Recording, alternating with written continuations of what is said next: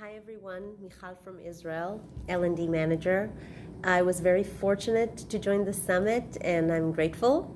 It was a last minute, but still I got to be there, even though I got in a little late.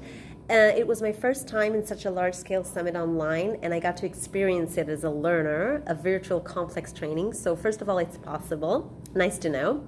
The summaries here of my colleagues were very thorough, so I don't want to repeat what my colleagues said, but I do want to stress out a few points that captured my attention.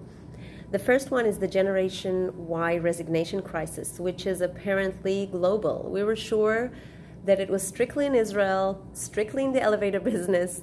The fact that I know it is a global phenomenon makes me think that we need a different mindset. And instead of fighting and trying to keep employees at all cost, looking at them in a more expanded view, as they said, as future customers, contractors, and that relates quite directly to a project I'm currently working on, which is our employee journey from prospect to alumni. And to that, I will later on add the learning journey, which can also start at the prospect and continue as an alumni. Agile approach to learning was also discussed in some of the lectures. Instead of more traditional learning, I'm glad to say that in the courses I led recently with technicians, we used the same approach. We started with a small group. We called it a pilot. We tested it. We had points in the middle where we consulted to see if we're on the right direction, and it went very well. We didn't invest so much resources, and still we got what we wanted.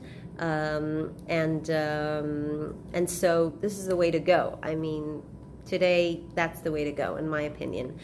Over 80% of corporate learning is informal. I think as L&D professionals, we know that, being in the learning field, but still, when you see the numbers, this also makes me stroke me as something that needs a paradigm shift.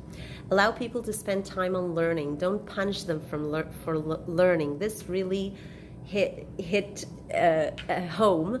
I had one of my managers come to me the other day complaining on how time-consuming the learning is, and that he's required to provide, to work with his KPIs, to provide all the results and stay over time. And I believe that people want to learn. You just need to find the right approach. Many times we blame the learners for not arriving to the trainings or for not participating, but we really need to find a way to have the resources, and it's our responsibility as LD managers to persuade the managers to give the resources and to allow people to study and to learn. Although I didn't get much of a chance to facilitate and write virtual programs at Kone, since everything is open in Israel in the last 4 months, and I'm here for 4 months, from previous experience, I understand the importance of gaming and learners' involvement in virtual learning, which requires different planning and designing. What I also think in the virtual learning, the fact that the most effective way of learning is the combination of virtual and face-to-face, and that's I'm thinking about it on if we have additional lockdowns or even if not, the way to be more cost-effective in training and finding the right blend of digital and face-to-face and experience learning. So thank you for listening. Have a great day.